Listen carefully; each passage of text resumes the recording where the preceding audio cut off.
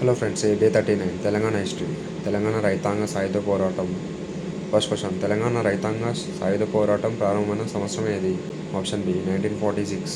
Second question, Telangana రైతాంగ సాయుధ పోరాటం ముగిసిన సంవత్సరం. Option C 1951. Third question, Telangana రైతాంగ సాయుధ పోరాటం ప్రధానంగా ఎవరికి వ్యతిరేకంగా జరిగింది?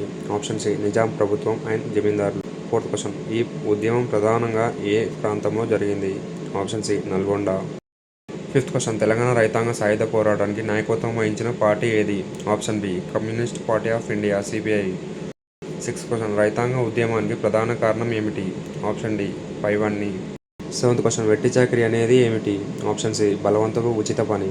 ఎయిత్ క్వశ్చన్, తెలంగాణ రైతాంగ పోరాటంలో పాల్గొన్న ఆయుధ రైతు బృందాలను ఏమంటారు? ఆప్షన్ ఏ దళాలు. నైన్త్ క్వశ్చన్, ఈ ఉద్యమ కాలంలో గ్రామాల్లో ఏర్పాటైన ప్రజాపాలనను ఏమంటారు? ఆప్షన్ సి గ్రామ రాజ్యం. 10th క్వశ్చన్, తెలంగాణ రైతాంగ సాయుధ పోరాటం సమయంలో హైదరాబాద్ రాష్ట్ర పాలకుడు ఎవరు? Option C Mir Osman Ali Khan.